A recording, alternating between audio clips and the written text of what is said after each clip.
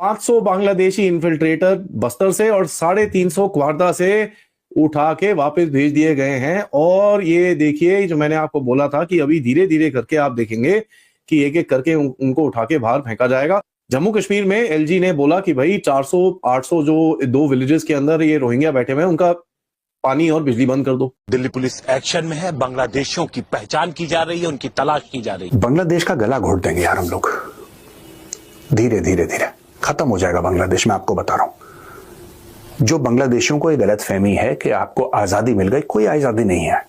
आप अंग्रेजों के गुलाम बन गए हैं। एक एक व्यक्ति को जा करके उनके डॉक्यूमेंट्स की जांच कर रही है और फिर जिस पर भी शक होगा उसकी रिपोर्ट बनाई जाएगी। इनमें से कोई भी अगर बांग्लादेशी पाया जाएगा तो उसके खिलाफ एक्शन लिया जाएगा। बांग्लादेश के पास पैसे नहीं है, बांग्लादेश के फॉरेन एक्सचेंज रिजर्व खत्म हो रहे हैं। जैसे आपने भी बताया था कि tax to GDP ratio one of the lowest in the world है।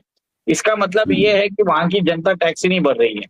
तो और जब गवर्नमेंट के पास रिसोर्स ऑगमेंटेशन के लिए पैसे नहीं रहेंगे तो क्या करेगी? एक्सटर्नल डेब्ट लेगी। एक्सटर्नल डेब्ट के साथ कंडीशंस आते हैं, आपकी सॉवरेनिटी छिन जाती है। हमने आग नहीं लगाई शुरू में, आग इन्होंने लगाई।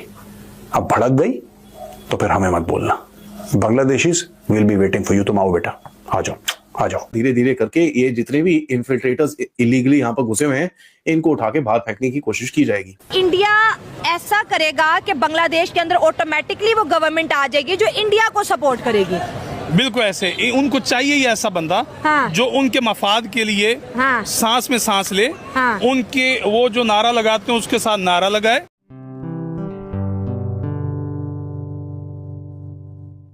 नमस्ते दोस्तों, जय हिंद। निक न्यूज़ बर्नर की रिएक्शन वीडियो में आप सभी का स्वागत है। दोस्तों, भारत ने बांग्लादेश के खिलाफ बहुत ही सख्त एक्शन लेना शुरू कर दिया है, क्योंकि दोस्तों भारत के बार बार समझाने पर बांग्लादेश के समझ में नहीं आ रहा है और वहां पर हिंदुओं पर अत्याचार लगातार बढ़ते ही जा रहा है। इसीलिए भारत सरकार अब सख्त फैसला ले रही है। इसलिए भारत में जितने भी बांग्लादेशी रह रहे हैं छुपकर, तो भारतीय सरकार ने पुलिस को सख्त आदेश दिए हैं कि वो उनको ढूंढकर उनकी रिपोर्ट बनाए और उनको सही समय पर जो भारत में छुपकर रह रहे हैं उन्हें धक्के मारकर बांग्लादेश भेज दिया जाए। और दोस्तों, कम से कम 850 लोगों को बांग्लादेश भेजा जा चुका है जो भारत में छुपकर रह रहे थे। दोस्तों, जितने भी बांग्लादेशी भारत में छुपकर रह रहे हैं और भारत में रहकर भारतीय मुद्रा कमा रहे हैं, उन्हें कमाने नहीं दिया जा रहा है। उन्हें पकड़कर उनकी रिपोर्ट बनाकर पुलिस उन्हें बांग्लादेश भेज रही है। दोस्तों, देर न करते हुए चलते हैं आगे की वीडियो की तरफ, देखते हैं पाकिस्तानी रिएक्शन। धन्यवाद। 100 बांग्लादेशी इन्फिल्ट्रेटर बस्तर से और 350 क्वार्दा से उठा के वापस भेज दिए गए हैं। और ये देखिए, जो मैंने आपको बोला था कि अभी धीरे धीरे करके आप देखेंगे कि एक एक करके उनको उठा के बाहर फेंका जाएगा और एक एक करके इनको बोला जाएगा कि भाई साहब आप अपने देश जाइए, हमारे यहाँ पर आपका कोई लेना देना नहीं है, ना आपका कोई यहाँ पर काम है, ना आपकी कोई सिटीजनशिप है, ना कुछ है।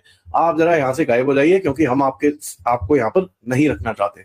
और ये चीज मैं आपको बड़ा क्लियरली बता दूं, ये तो शुरुआत है ऑपरेशंस की और ये ऑपरेशंस अभी जारी रहेंगे। पहले 10, 20, 30 के हिसाब में चलते थे, अभी देखिए 750 लोग, 850 लोग एक साथ कर दिए जाते हैं। और ऐसे ही अगर चलता रहा तो बहुत ही बढ़िया है। और यही चीज आप देखेंगे आगे जाते हुए कि धीरे धीरे करके आप अपने पूरे देश में जितने भी ये कंगालू बैठे हुए हैं, इनको आप उठा के बाहर फेंकेंगे। अब पिछले 2 हफ्तों के पहले मैंने आपको बताया कि गवर्नमेंट ने 6 करोड़ के करीब में राशन कार्ड कैंसिल कर रहे थे। ठीक है, तो इसमें भी आपको दिखा था कि कुछ गड़बड़ है। उसके बाद अभी पैन पार्ट 2 आ रहा है, जो अभी तो वॉलंटरी है, लेकिन थोड़ा टाइम के बाद मैंडेटरी किया जाएगा। उससे क्या होगा? जिसको एक बार हराम के खाने की आदत लग गई भाई, वो मेहनत करके नहीं खा सकता। और इनको हराम की आदत लग गई है। आज की तारीख में बड़ा ये लोग ना रो रहे हैं, बड़ा रो रहे हैं यार। हमारी टेक्सटाइल की इंडस्ट्री जो है वो खत्म हो रही है। मुझे एक बात समझ में नहीं आती दोस्तों, 5 अगस्त 2024 यानी इसी साल की 5 अगस्त को शेख हसीना का तख्ता पलट हो गया। उसके पहले काफी सारे प्रोटेस्ट्स हुए बांग्लादेश में कि ये नहीं चलेगा, वो नहीं चलेगा, इसको निकालो, ये करो, वो करो, बहुत बुरी औरत है, डिक्टेटर है। उसको 5 अगस्त को निकाल दिया। और मेरा यह मानना था कि जो मेन प्रॉब्लम थी, यानी कि उनके हिसाब से शेख हसीना 5 अगस्त को चली गई, 6 अगस्त से चीजों को नॉर्मल हो जाना चाहिए था। आज हम लोग 10 दिसंबर पे बैठे, 4 महीने से ज्यादा हो गए, अभी तक चीजें नॉर्मल नहीं हुई, क्योंकि इन लोगों को, जैसा मैंने बोला, हराम खाने की आदत है। अब आप बोलेंगे मेजर साहब इसमें हराम खाने का क्या लॉजिक है भाई? What is this got to do with हराम खाना? क्योंकि दोस्तों ये काम नहीं करना चाहते। शेख हसीना की सबसे बड़ी गलती थी, उसने बांग्लादेशियों को बोला कि तुम काम करो। ये आलसी लोग हैं, ये प्रोटेस्ट करना चाहते हैं। कल शेख हसीना थी, आज कोई और बहाना है, लेकिन आज भी बांग्लादेश में आग लगी है और सब मिलकर प्रोटेस्ट कर रहे हैं, because they feel that that is the only way. जो फेक पैन्स और फेक आधार और ये सब दिए गए हैं उनके ऊपर चेक किया जाएगा। और ये चीज मैंने आपको 1-1.5 महीने पहले बताई थी कि साहब सबसे पहले आईडीज पे क्रैकडाउन होगा, और जैसे ही वो आईडीज पे क्रैकडाउन होगा आपको दिखेगा धीरे धीरे करके ये जितने भी इन्फिल्ट्रेटर्स इलीगली यहाँ पर घुसे हुए हैं इनको उठा के बाहर फेंकने की कोशिश की जाएगी। जम्मू कश्मीर में एलजी ने बोला कि भाई 400-800 जो 2 विलेजेस के अंदर ये रोहिंग्या बैठे हुए हैं उनका पानी और बिजली बंद कर दो। उमर अब्दुल्ला के दर्द हुआ, कहता है नहीं नहीं ये तो इंसान है, हम थोड़ी मरने दे सकते हैं इनको, ये वो। At the end of it देखिए एक्सपोज कौन हुआ, ये तो सबके सामने ही है। एक और एक्शन हुआ, इंडियन कोस्ट गार्ड ने कल 80 के करीब में फिशरमैन उठाए कंगालू देशों के, जो भारत के पानी में आके मछली बना रहे थे, मछली उठा रहे थे, मछली खींच रहे थे। तो अभी 2 ये फिशरमैन की जो बोट्स हैं, एक FV लैला 2 और एक FV मेघना 5, दोनों को जब्त कर लिया है। 78 आपके पास अरेस्टेड हैं। और आप देखिए होगा मजा, क्योंकि मैं आपको बड़ा क्लियरली बता रहा हूं कि भाई भारत की जो टॉलरेंस लेवल है वो अब खत्म हो चुकी है। They know no other life. They were born to protest. They don't want to work. There is no output in Bangladesh. Their textile industry has crashed. आज की तारीख में ये कहते, देखिए साहब, इसका फायदा भारत को हो रहा है और हमें ऐसा फायदा चाहिए भी नहीं, ठीक है, लेकिन कोई बात नहीं, अब बंदा कहीं ना कहीं तो जाएगा।